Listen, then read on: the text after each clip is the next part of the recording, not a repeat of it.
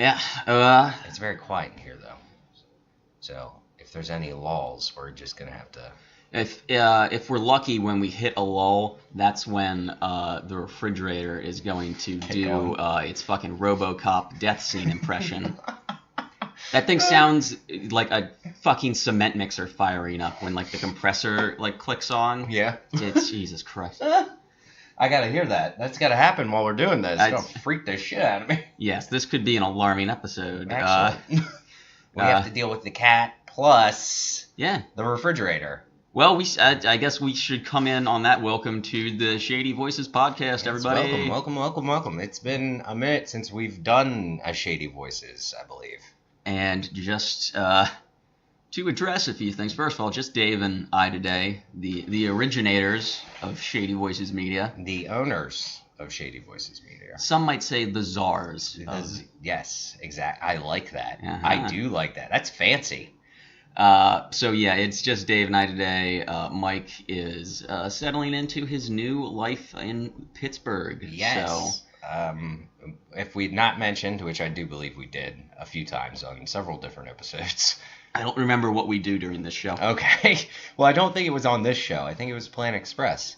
Our co-host, our buddy in crime, our drinking pal, the remora to our shark. Yes, the Shemp of the group, moved to Pittsburgh with his with Elise. That's the best way to put it, right?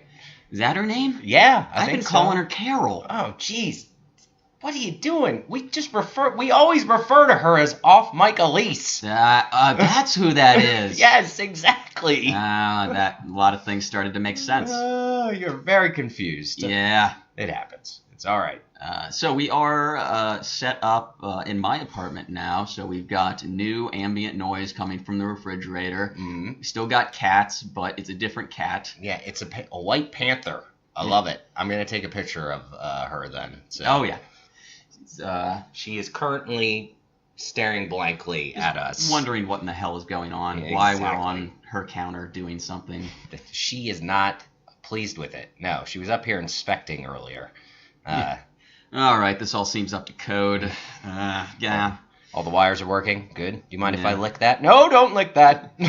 You might want to get this ashtray looked at. It can be very easily knocked off of things. I will toss that right off. Fuck you. You need to quit anyway. Yeah, it's bad for your health, damn it. So, that was wonderful. Mm-hmm. That was, like, right there. If you had timed it with the refrigerator, it would have been perfect. Oh, my God, it would have been like music. You could have been a wizard. I am a wizard. Look at the beard. Mm. It's scraggly, white. Not like Gandalf, though. So, welcome to Merlin in the Morning. Merlin in the morning. I'm going to turn you into a frog. And I'm your co-host, Gandalf. Hey! Gandalf! What's going on today, music-wise? I don't know about no music. Yeah, I'm just a wizard. I was visiting the hobbits and they would play the lutes. So this next one's called Frodo and the Rangers? It's by Frodo and the Rangers. The song is called Mithril, Now Die. What is this, metal made of mithril? I don't know what kind of zoo crew this is, metal zoo crew that we're doing now. Oh, I like it, though. It works. Oh.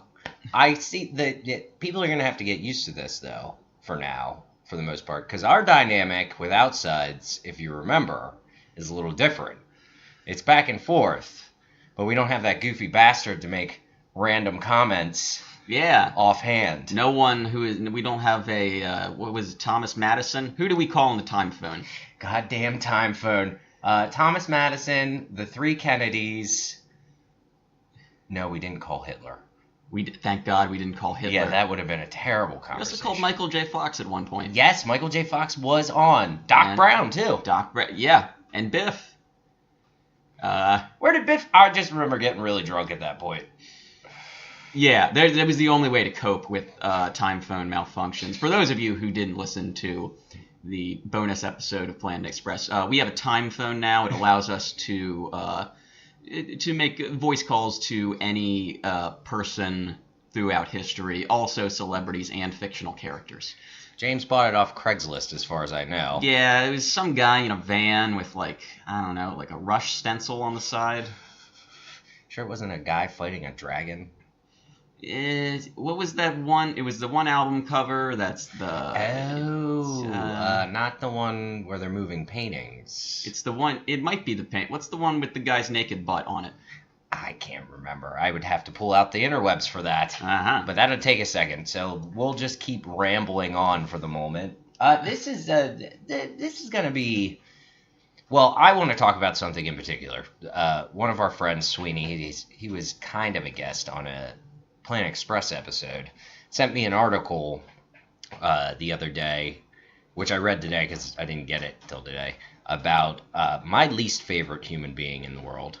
And I'm going to be completely honest. I will talk shit on him the whole time. Right. Robert Downey Jr. No. We don't talk shit on Robert at all. He's a good man now.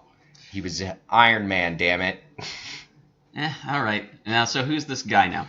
Alex Jones. Never heard of him. Is he some kind of farmer? No, not a farmer. He is a media mogul of sorts. He started his own network probably about, I want to say 15, 20 years ago, called InfoWars.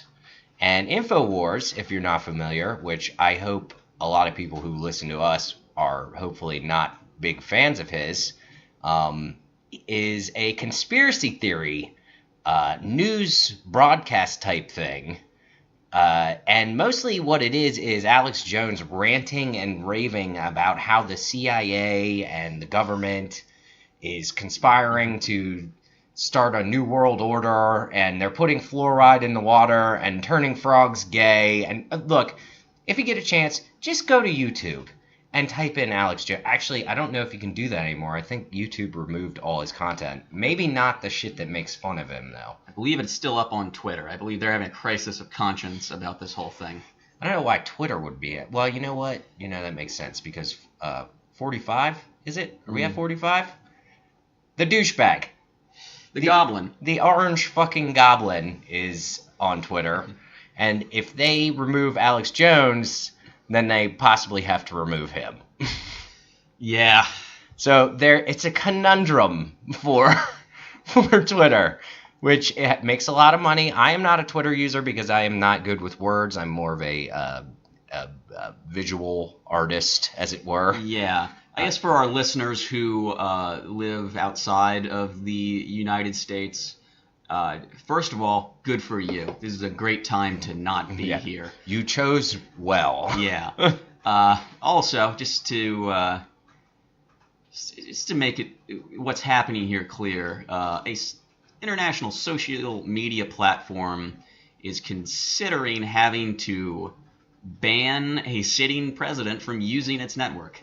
Yeah. Isn't that the weirdest thing you've ever heard? Well, to make things weirder, the reason that they have to do that is so they could justify removing a known con man. A fucking narcissistic sociopath who fucking makes up bullshit to incite violence against other people, basically. We are living in a Philip K. Dick novel right now. Yeah, we are. It would be, if there were fucking drones flying around in this room monitoring us and shocking us every time we talk shit on the president, it would be a Philip K. Dick novel. All right, well, let me pull up wish.com. I'm going to see about getting some drones in here. Every time we mention 45, I get shot in the ass with something.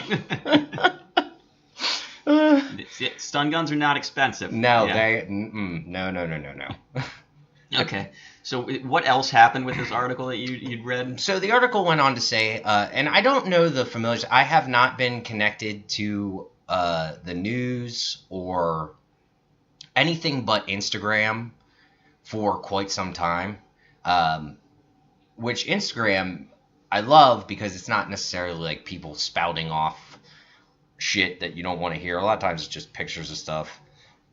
Occasionally you will have a person who has something to say about something. But Sween sent me this article, and it was from the New York Times, which, James, you can tell me whether that's a reasonable news source or not. Yeah. It's well, there was that new news or the media bias graphic. You and I talked about this. There was back, I don't know, year and a half ago. I think the Associated Press put out a, or it wasn't even Associated Press because they're on there and they're decidedly minimal bias. We'll say. New York Times, if I recall correctly, was left-leaning, but still minimal, like high standard of journalism. So okay, all right, yeah, we did talk about that, and I found that very interesting because, and I'm a little older than you, James, but I sound like an old man. I do recall when journalism was not like left or right leaning the way it is now. Not to the extent. Yeah, that's what I mean. Yeah. Like it's pretty severe now. Mm-hmm. Like you either go one way or another. There's no kind of in the middle. Like, well, they're not actually reporting the news. They're reporting what you want to hear. Yeah, exactly. They are telling you to believe this thing. Like many sources, we should say. Yes, it's not just one. Not one media group or news. It is a whole faction of... Yeah. And that's what that was the point that I had brought up to you when we were talking about this, when I was going over the media bias graphic. Most of what are now considered the minimal bias, high standard journalism, reliable sources are mostly economic journals. That makes sense, and though. Sites. It was Wall Street Journal and Reuters. The Associated Press was obviously up there. Mm-hmm. But those are, and like I look at those sites, of course, because I can't help myself, and yeah, they're fairly reliable, but they're also very dry. Yes, incredibly, like Noam Chomsky. Yeah. It's just like, oh, God, can't I just read fucking Slate and get mad at nothing again? Well, the article went on to say that at some point Jones started, doing his typical shake his finger and say, well, you're going to pay for this. And, obviously a lot of right-leaning people who are very into Alex Jones have spoken up as well, saying, this is a front against the First Amendment. This is the first step of the Gestapo coming in, and I just found it interesting that like this guy's been doing this for this has been his shtick for 20 years now. Yeah, something like that. Maybe early 90s. I remember seeing one of his movies when I was getting right out of high school, so that had been 2000. Yeah. And so, he's always, not to say, he's always been a problem because he's fucking volatile and all his bullshit is just to sell snake oil to stooges. Big time. And there's an article by Vice talking to ex-employees of his who are like they're very much into the whole the New World Order thing. But at the same time, they see that it's bullshit, like his thing is bullshit. Yeah. And he's just trying to sell things. Like, he's trying to make money. So he's a fucking shill, and, like, the larger masses don't believe it. But I'm getting off topic here. It took this long. It took us to get to this president. This president in particular. Gee, oh my God. Who is a fucking con man as well. Not a very good one, let's say. He looks like a thumb in a wig. Oh, you know what? I just imagined that. You are fucking right. Right? He does. What the hell? Why? I'm guessing it's a lot of Big Macs. Oh, jeez. Never want to look like him. If I do, just shoot me. Good God. Fuck that shit. Well, it's taken them this long to get professors and they had an exact word for them. They were what, the constitutional scholars? Yeah, constitutional scholars to come in and because it's going to like court now to whether this is legal for these social media platforms to remove his content because they're not sure whether they're taking away his First Amendment speech, right to free speech, Mm-hmm. or if even what he's doing is even covered under that. Yeah. Well, at this point, these constitutional scholars have come in and said, no, what you're doing isn't First Amendment speech, because apparently what he was doing was on Facebook, he was spitting out fucking hate speech against transgender people. Yeah. And it hit a point where people were just like, nope, we're not fucking doing this anymore. Like, you're starting to incite violence. Like, it's not cool, man. I've heard it referred to before as stochastic terrorism. Stochastic terrorism. It's something that our president does quite frequently, where it's the thing where he's not specifically telling people you need to go out and assault the LGBT community or minority groups. It's the insane bullshit that you have espoused that he's been saying, where just like they put stuff in the water that makes the frogs gay, and it's part of this Jew-run tribunal of lizard people that live on the sun. And I honestly, I'm making this up right now, but also, am I? No, you're not. I've heard these things come out of people's mouths. I've heard them. I was like, what the fuck? Lizard people? You're fucking shitting me. And it's saying all that knowing that 99% of people are going to say, well, you're a crazy asshole, I'm not buying this shit. And then the 1% are just like, you know what, this makes a lot of sense to me. Yeah, no, this explains everything. Even though they haven't been told, hey, go out and attack the Jewish lizards that are controlling the world. Somewhere in their head, that's what they're hearing, though. Yeah. Like, they're hearing, well, I need to do something about this. It was like the guy who went to the pizza shop with the gun. Yeah, that whole pizza, and that's exactly what it is, because he didn't instruct that guy to do that necessarily, but he did. But this also gives him where he can bring this case to court and say, hey, this is an infringement upon my free speech, because I didn't say go do that. I just said that there were a fucking child trafficking ring in the basement of a pizza shop run by a presidential candidate. There's nothing that says I can't say that. Well, yes, there is, if you're fucking getting people like that to go play. We're at a weird crossroads where God, I can't believe that we have to fucking say this, but we're at a place where we have to decide again what is and isn't free speech, which is insane. Well, I think it's been covered enough. I mean, a reasonable, logical person, which is not most of America at this point, as far as I'm assuming. Sorry, America. What, around 43% of the country? Yeah, I want to say, is not, they don't think like, they're very like, jump the gun-ish. They don't think things through at all. So, like, and it always comes to mind to me, like, when people who believe in this, like, conspiracy theory type shit, like, they don't have enough in them to actually think the thing over. They just want to be told what's going on. Like, they just want an answer. So they just go with that answer because it's reasonable enough for them to be like, well, that makes sense, and then move on with their day. But eventually they start getting inundated with this, like, this shit so much.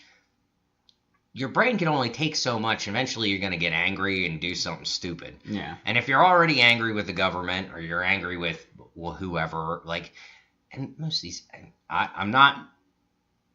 don't want to call anybody out. Actually, I'm going to call people out. A lot of them are fucking racist and, you know, anti-Semites who listen to this. Now, I can't even say all of them because I don't know. There might be a large contingent of African Americans or Mexican Americans. Like, I'm pretty sure he has listeners from all fucking spectrums.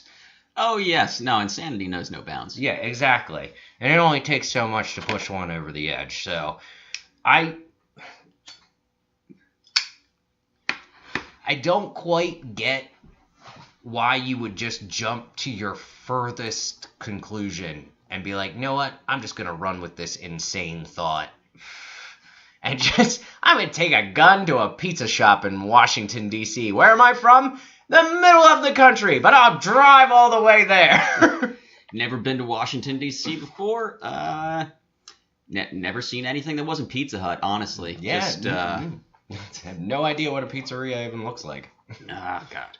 All right, we should probably not spend too much more time on this topic because I think we've gotten into weird rage zone. Well, here's the thing. With it, the scholars came to the conclusion that Alex Jones's free speech, and yes, I'm doing quotations, I'm going to say that, is not actually covered under the First Amendment because he is inciting violence for the most part. Yeah. And the big argument is that there's going to be a vote on this, I think, to some effect, and it might come back to what we were talking about with Twitter.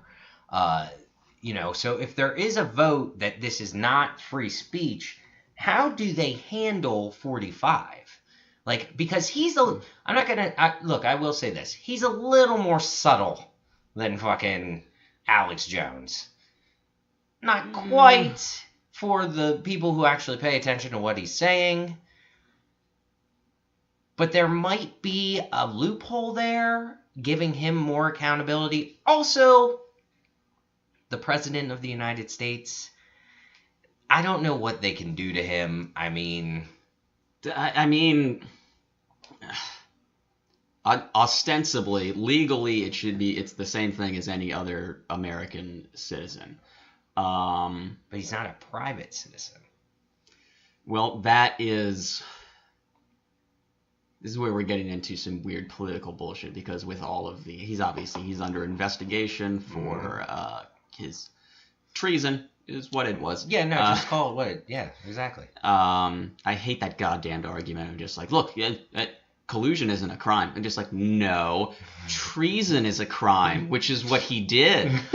I saw something on Twitter recently. I don't remember who it was, who sent it out. So, I can't give credit, but I will just say this wasn't mine. It's that collusion isn't a crime in the same way that throwing someone into the sun isn't a crime, because murder is the crime. Treason is the crime that collusion would fall under. I would definitely flow with that. That sounds pretty reasonable as far as I'm concerned. Let us know if you are aware of who sent that tweet, because I've been trying to find it. Well, maybe it got deleted because it makes complete fucking sense. That's true. We can't make sense. Not on the internet, not anymore. No, not. Oh, because of the internet. That's it. That's all it is. Yeah. By the way, that's a Childish Gambino album I am going to listen to later tonight. You should check it out too. Outstanding. Giving him a nice little plug. I love Donald Glover. Yeah. He really needs it though. He needs the promo from us. Yeah. This little dinky small podcast. I mean, I think we got to get the word out. This guy's pretty talented, but I'm not sure a lot of people are paying attention. Yeah, that album's only been around for I don't know, fucking 7 years. So. Poor Don Glover still hasn't made it. Struggling so hard. Yeah. Lando! All right, so let's move on. That'll be the end of that. We got our little bullshit out of the way. James, you had mentioned that you saw a movie last night that was, is it a Spike Lee joint and Peele? It's a Spike Lee directed, Jordan Peele produced. I just saw this last night, so still processing it a bit, but the movie BlackkKlansman at the Midtown Cinema now. So what is so the name kind of gives you an idea of what it is, BlackkKlansman, but I still don't know the premise of it. It's the black detective with the Colorado Springs Police Department. It's based on a true story, I believe. But the whole premise is that he and his partner, this white Jewish guy, team up to infiltrate the Colorado Springs chapter of the Ku Klux Klan. And it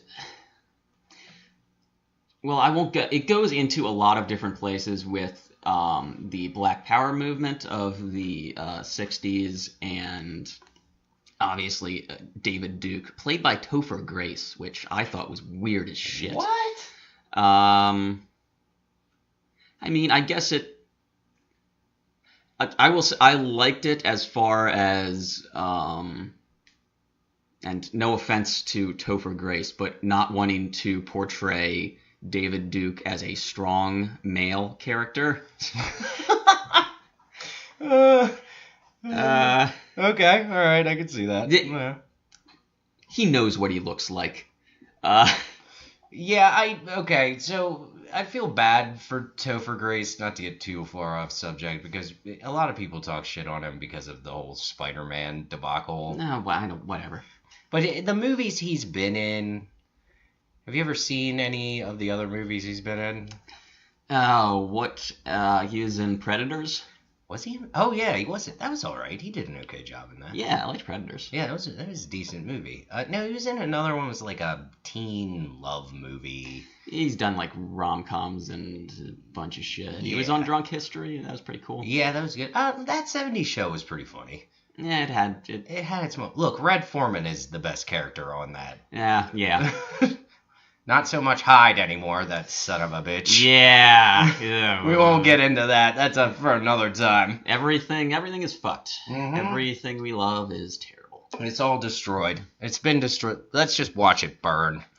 But anyway, so that's the general premise of the movie. And I saw the trailer back, played before Sorry to Bother You, which was another phenomenal movie. Probably the best one I've seen so far this year. But BlackkKlansman, I'm not totally sure how I feel about it yet. I liked it, so I will say I think it's at least worth watching. Is there not to get too far into the plot, but is there a specific reason as to why you're conflicted about?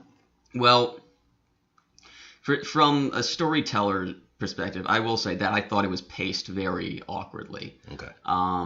Yeah, it's just a lot of starts and stops. It can never quite get a consistent pacing going, which is honestly, it's not a huge detractor from the film, but also kind of what I've come to expect from Spike Lee. Well, do you also think that's because it's based on a true story and they probably don't have like a lot of the in-between and had to make things up to kind of make it flow a little better? I think more than that, it was probably Spike Lee trying to shift focus where he wanted to shift focus at time and then sort of filling the bits in between. And that is the main thing that I'm a little bit on the fence about, because the movie is very blunt. And right now I'm sort of fluctuating between whether I think that is just ham-fisted and overkill and very overzealous on the part of if you're trying to make, imbue subtlety into your movie. But I also, the other side of that, I think, like, maybe he has a point. Like, maybe this isn't the time for subtleties, particularly that there are Nazis again. Openly Nazis again. Oh, yeah, and the Klan have been putting flyers out. And so I'm still, if that's what he was going for, if that's the idea, then, like, yeah, I'm on board with it. Fuck the subtlety. I think Spike Lee had already waved bye-bye to that shit he many years fuck ago. That shit long time ago. But yeah, so I'm at the moment I'm still trying to decide whether, first of all, whether or not that was intentional and how much I like that. Okay. Because on the one hand, I do like the idea of just being blunt and saying, hey, this is fucked up, our society is broken, these are the problems in your face, look at them right now. But also, I wanted to go watch a goddamn movie, and it was pretty fucking weird to just have basically Spike Lee in your face going, fuck you. Well, I mean, do you think it was just and we've mentioned this several times, we are two cis white men. That we are, David. Yes, we are very, very, we are just very white. That's basically what. A lot of Irish. Yeah, a whole lot of. I had a nice little tan. It seems to be fading now at this point. Yeah. Do you think that was actually his intention, or he just like, wake up, pay attention?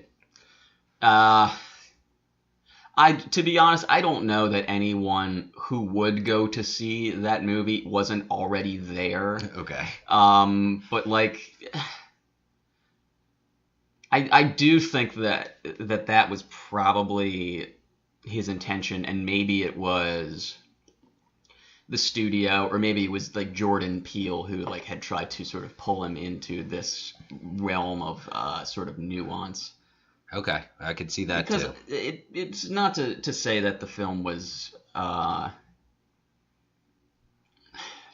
I'm going to go into a little bit of spoiler territory here. All right. So, well, we're saying it now. We're saying spoilers now. Yeah, spoilers ahead. Let's so say if you don't want to hear it, you gotta turn us off for a little bit. For the next 3 minutes. Next 3 minutes. Just skip ahead. So the part that I went in towards the end of the movie. The cop has been in this sort of romantic entanglement with the leader of the Black Students Union at Colorado University. I thought you were going to say something completely different. Oh? When you said leader, I was going to be like, don't tell me it's the leader of the Klan. Oh, no, fuck that. That would have been really fucking weird. Yes. Just... Oh, so my God, how much of a different movie would that be? He was a black man in the Klan having an affair with a white man in the Klan. What true story is this? Who cares? Let's write this movie. This is a fucking movie. So just he's undercover. She doesn't know he's a cop, and so it sort of unravels towards the end. And by the end, she ends up making the decision that, you know, he's come forward. He's saved her life. And she still decides, I can't be with you. You're a cop, and I'm a black woman in an incredibly racist society where we're subjugated by the police. And that I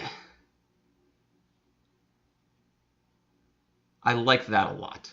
I think that's very ballsy to have that in your movie. That's very true, though. That's like... That is true to life. Now, I feel like the romantic story wasn't necessarily needed for... Yeah, I mean, having seen it, I think it was a shorthand. We needed a reason for the female lead. Well, we needed the reason for the detective to be invested in this whole B plot that we're doing, but I was like thinking about that. You don't see that in movies, and this goes ahead with the like bluntness of like, you know, where it could have been by the laws of movie making, they should have ended up together at the end. Oh yeah, the trope of just like at the end of the movie, like John McClane visits his estranged wife, kills a bunch of terrorists, and then they're back together at the end. Yeah. But then subverting that I really liked. But it also kind of pissed me off, which I think is kind of the point, because that, again, evoking that idea. Like, if you think back now, how pissed would you be if at the end of Die Hard, John McClane killed all those terrorists, saved his wife, and then when he went in for the kiss, she went, "Oh, hang on. we are divorced. We still have a lot of problems to work out." Yeah. You would fucking kick your way out of that movie theater and everyone in the lobby. I would throw my popcorn right at the person in front of me. Yeah. Just, nope. But you know what? That's the trope. That's the fantasy of movie. And this is why I think there's what BlackkKlansman did well was the subversion of a lot of sort of standard movie making things, okay. Which some of them I liked, some I didn't like so much. But that's sort of my take at this point. I'm sure that is going to change or augment at some point as I'm going to rewatch this movie because it is a very good movie. We've gone over 3 minutes. Just want to tell you that. Fair enough. All right. Ending my spiel about BlackkKlansman. Well, it sounds like you have a lot to think over for the next couple days, we'll say, at this point. It's a thinker, yeah.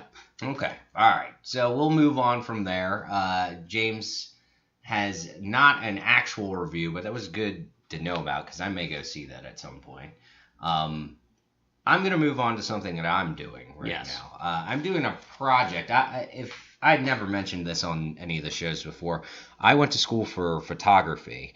It's been a while since I've actually dabbled a lot in it. I mean, I constantly take pictures. I have an Instagram, and we'll plug that at the end. But as of recently, I started doing a little project, a portrait project of people that I am friends with or acquaintances with, or I just ask. I spoke to, Bryce, I believe his name is. Yeah. I spoke to Bryce the other week about maybe getting him and some of his friends. We went to this wonderfully entertaining and very talented show at JB Love Drafts called Fruit Boots. A punk rock drag show. Yes, a punk rock drag show where we had a fucking blast. Oh, God, yeah. They were great. They were fucking fantastic. We should mention the bands afterwards as well. Yeah. Towards the end, we will. But I talked to him and said something about maybe getting him and his buddies to get their portraits taken. I've taken only, I want to say, a handful, about 7 or 8 so far. I still have people coming forward, and I still have projects. I still have scheduling to do with a lot of this. But the whole idea, the whole concept is, I started out, the one day I was kind of just sitting around, and I found this white sheet of paper. It was a white poster board, and it reminded me when I was in college, I did a lot of portraiture. I did a lot of portraiture and fashion, but I always took a major interest in people's faces or how they set themselves up for having their picture taken. Now, a lot of people don't like having their picture taken, and somebody said to me the other day, the reason is because it's very like a very intimate thing. It's very voyeuristic. Like, you're looking at them with a giant eyeball, basically, and then you're taking like an image of them. And back in the day, when why you bought a camera shaped like a giant eyeball, I'll never know. Because it looks spectacular. Oh, God. And it blinks. That thing is so creepy. I love it. But James did one the other day, and now I've also the project has evolved. I was just going to take straight pictures of people.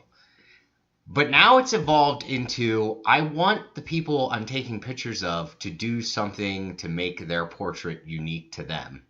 Also, they have to give me a song to go with their portrait. James did a quite entertaining one that was very good. We will add it to our Twitter. Yes, with Twitter, I'll put it on I'll post it to our Instagram page as well, where. Well, we'll just stop it there so everyone can see what it is. But I've got quite a few people who are interested in doing this, and I didn't, honestly, when I originally made the post on Instagram about doing this project, I didn't really think people were going to jump on board as quick as they did. And, like, it's not a ton of people, but people are coming out of the woodwork now. And now that I'm in it, I'm just straight up asking. I asked, did I tell you I asked the bouncer? Yeah, he was all about it. Yeah, he was like, fuck yeah, I'll do that. I asked Brad too, apparently, when I was super drunk, and he was like, yeah, I'll do it. I'm like, what the fuck? Like, everybody's on board with this shit. It's gonna be phenomenal. I should have done this fucking years ago. But it's a passion project. I'm really in it, so I'll just start off by saying, if you think that you're always going to look beautiful for photos, that's not the case. None of us look. We just look the way we do. Yeah. That's it. Like, you can't fancy yourself up. You can't, like, just... And over time, we look worse. Oh, my God. I'm deteriorating as we speak. Yeah, I'll be dead within minutes. I know. We're just going as this goes. Well, the project is a black and white thing, and it's real quick. And I am going to progress with it, and maybe that'll lead to something else. I don't know if I'm going to try and make this into a book at some point, but I'm going to keep doing this project until I get to the end, until I run out of subjects. Yeah. And then I will do one last portrait, which will be mine. And I don't even know I don't know where I'll be at that point. I'll probably be... Full face of clown makeup. Yeah, exactly. But there's not too much else to go into with that. It's just a little thing that I've kind of wanted to dabble in for quite some time. So yeah. And like when we do our plugs, I suggest everybody at least check it out. My Instagram is set to private, and I won't lie, if I don't know you, I may not let you follow me. But you should at least try, depending upon what I think of your profile, in any case. Yeah, you might be cool. Yeah, I might think you're cool. But I will occasionally, you know what I'll do? I will post a couple of the photos to the Shady Voices, which is a public forum, and I will tag my profile on it. And we'll just go from there, see what happens. Yeah. Yeah, that's pretty much it. James, I think we've covered basically everything we wanted to cover on this episode. I am set. You're good? Yeah. Okay. Well, thank you for listening. And we know this was a short episode. We'll get Mike back in eventually, and then it'll last for 8 goddamn hours. Yeah, exactly, with very random questions and him just poking fun at everything. Oh, God, I miss you, Mike. Have you guys seen this movie, Mission Impossible? Have you seen that movie, Mike? Well, I heard about it for the first time the other day. I watched 10 minutes of it. Apparently it's got this guy, Tim Cruise, in it. Oh, God. No. He's in this other movie, Cocktail. He likes to run from things. He likes to run from cocktails. Cocktail. Oh, my. We didn't even get him to finish that. Damn it. Well, you know what? Is he ever really going to be finished with Cocktail? No, never. No. That's unfortunate. No. That's a terrible thought. That's a new podcast idea. When will Mike finish with Cocktail? Cocktail Hour with Mike. Oh, God. Let's not give him that idea. Uh-huh. He could do it on his own. He's got mics. Yes, he does. He has our mics. Well, his mics. He has some mics. They're Elise's mics. Yeah. I gave them to her. That's a smart call. Yeah, that was a smart choice. Yeah, Carol will take care of those. Yes, Carol will take care of those. Okay, everybody, you can follow me on Twitter at Gorilla Karate. Also, check out my band, The Morks, on morks.bandcamp. We have two or four songs up now. I forget. We have music up that you can check out. I thought you had more than that. I would hope so. All right. Well, you can always follow me on Instagram at David Bonifair. Also, you should follow us on Instagram at Shady Voices Media. We should mention those bands that played at the punk rock drag show. Oh, yeah. Band called Bleeders from Reading. They were spectacular. Outstanding. Yeah. Bought a shirt that doesn't even fit me. I just wanted to give them money. Yeah. Also, let's throw up Remission, band from Chile that is currently touring the United States. Check them out, because if they're coming near you, you should head out and support them. They're probably heading to Philly. Well, we saw them about a week ago. It was 2 weeks ago. Last Monday. So, yeah, it would be a week and a half. So, who the hell knows where they are now? Yeah, exactly. Who does know where they are? Yeah, check those out. Remember to follow us on all the social media things you can find us on. We are Shady Voices Media. Also, Planet Express Delivery Podcast, plus, well, a slew of other ones that keep popping up out of everywhere. Yep. So... email us, shadyvoices@gmail.com. Also, find Shady Voices Media on iTunes and Apple Podcasts and leave us a review. Also, check out our merch store on TeePublic, tpublic.com/shady-voices-media. I think that's all the plugs we have. Yeah, I think that's it. Well, thank you for listening. We will be back next week. Cool. Bye, guys. Bye.